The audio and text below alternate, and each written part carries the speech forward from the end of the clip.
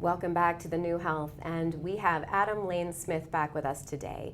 Adam, last week, and the attachment specialist, last week we were discussing the levels of trust, and we talked about levels 1 and 2. Mm-hmm. I believe there are 2 more There are. levels. Yep, absolutely. So as the audience might remember from last week, we talked about levels 1, being consistent and self-policing with your explicit code of conduct. Level 2, being explicit and self-policing with your long-term goals. This makes you predictable. This is the combination that makes other people feel calm and safe in your presence because they know what you're going to do during a conflict, during stress. They can judge it. So their nervous system comes down when they're in your presence. This is a good thing. It's important. It opens up the door for level 3, which is called mutual acceptance. I also call it mutual baggage. So it is when somebody sits down and says, okay, we're getting closer. Here's what you should know about me where I kind of fall short. Here's what I'm doing to work on it. If this happens, this is what should happen. I will take care of it. Just let me know, please. That's your role in that relationship. Just let me know if I'm doing something inappropriate. Give me a heads up. And then what should I know about you? What do I need to know about you, and how would you like me to give you a heads up? It's taking ownership of your problems together and agreeing that you are now going to speak directly to each other if there's a problem. This prevents either side from having to constantly guess and worry. Maybe the audience is used to having to guess, are people mad at me? What's going to happen next? If that's the case, you don't have to do that at level 3. This is mutual ownership. And then you see them do this repeatedly. That's level 3.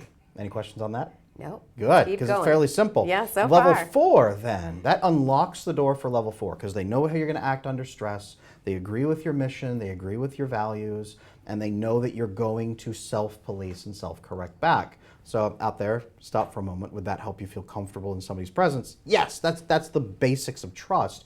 That opens up the door for level 4, which is mutual fulfillment. Hey, you know what, Jessica, you mean so much to me. I want to be the best friend to you that I possibly can. How can I take care of you? What are 2 or 3 things you need me to make sure I do in our relationship or not do? And here's 2 or 3 things I need you to do as well. Can we take care of each other this way?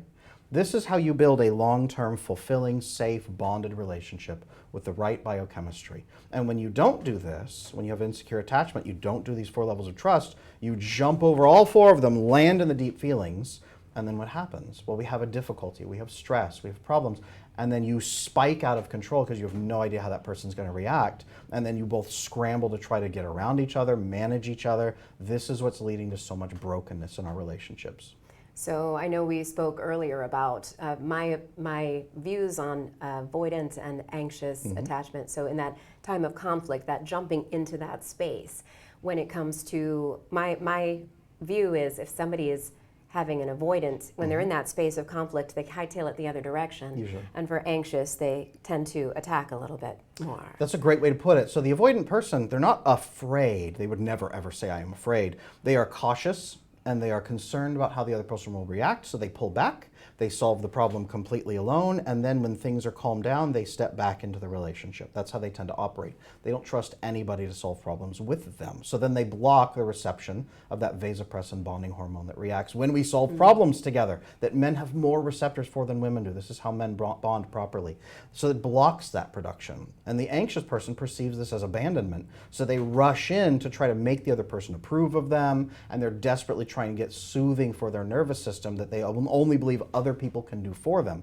This is overwhelming for the avoidant person. It feels like a betrayal and an attack, yes.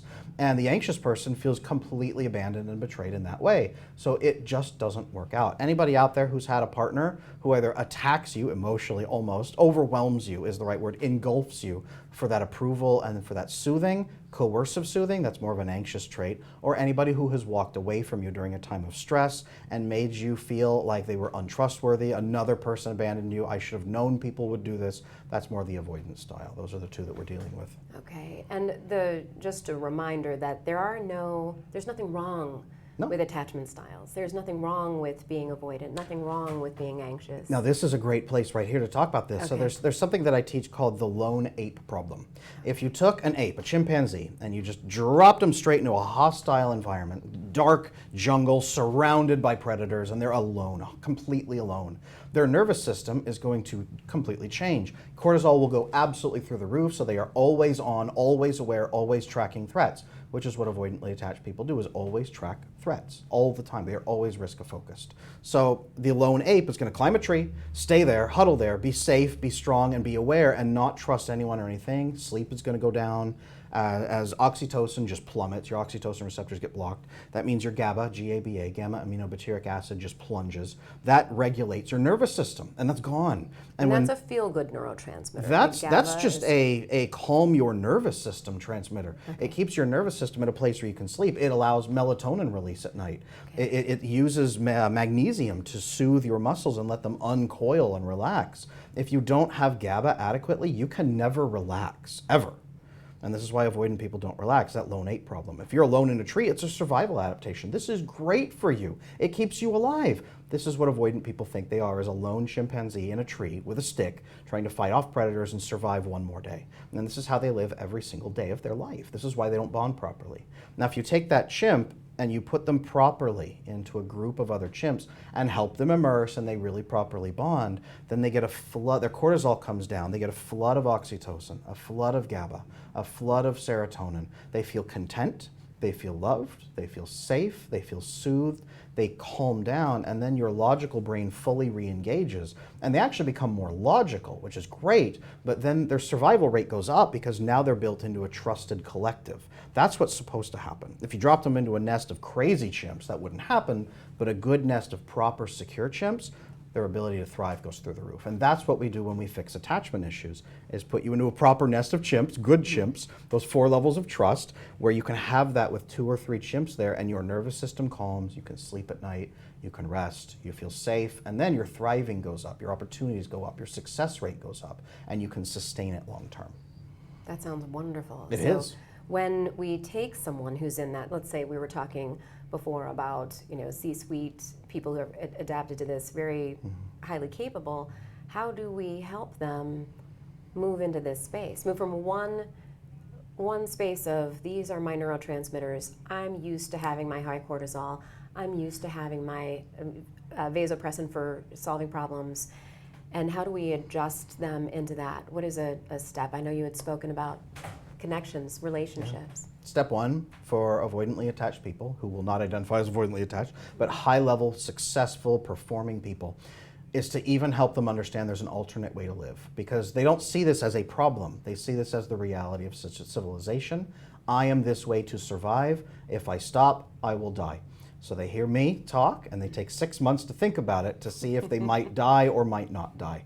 And that's totally fine. The first step, consider that there might be an alternative way to live. And every other step will come after that, but that's 50% of the work. Okay, and then when they do that?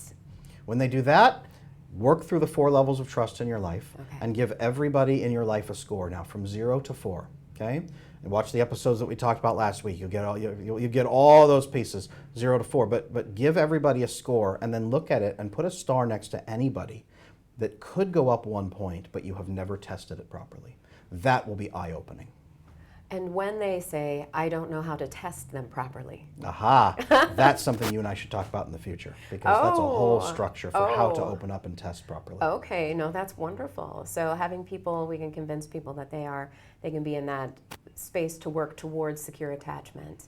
And then what happens with their neurochemistry when they do? What is the... When you build secure attachment, the massive level C-suite people, all the people that come to me for coaching, the business owners, they are always terrified that I'm going to lose my edge.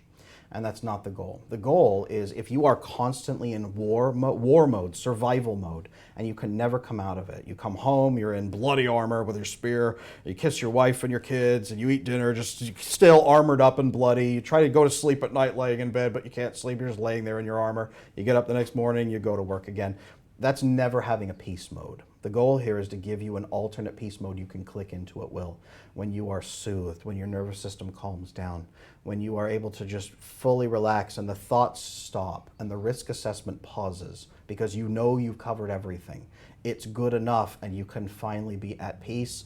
You can share a moment with your family. You can laugh, you can unwind. A lot of them use alcohol to try to achieve this effect. It is all the positive elements of alcohol with none of the drawbacks. you are soothed, you are calm, and you are able to relax that evening. And you can choose to do that.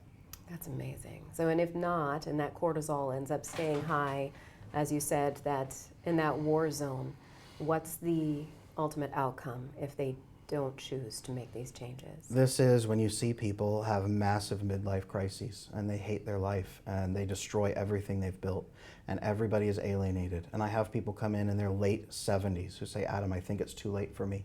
I've driven away everybody who ever could have loved me. Only now do I see that there were opportunities lost. I wish I could give all the money I have to try to get back any of the people that I've pushed away. And that is the absolute alternative. I don't mean to be doom and gloom. It can be a little better than that, but that absolute regret, that loneliness, crushing loneliness, that is ultimately the outcome if somebody doesn't fix this.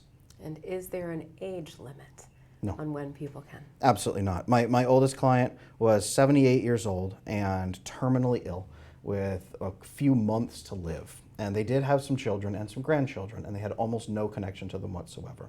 Not only did they come in and fix their attachment, they then went and taught their kids and grandkids better attachment and built a loving, thriving family system before they lost their life due to medical issues. So it is never, ever, ever, ever too late to do this work. Thank you so much, Adam. It was such a pleasure having you here again with us. I know you're coming back next week to speak with us a little bit more about attachment. Please let our audience know how they can reach you. Yeah, so I'm Adam Lane Smith, the attachment specialist. You can find me on adamlanesmith.com. I'm also on every social media platform. Just search Adam Lane Smith. You can find my courses, my coaching, all of my materials available to help you. And if you're going to circle for 6 months, that is totally okay. I'll be ready to help you when you find the time. Well, thank you so much, and stay tuned for our next guest.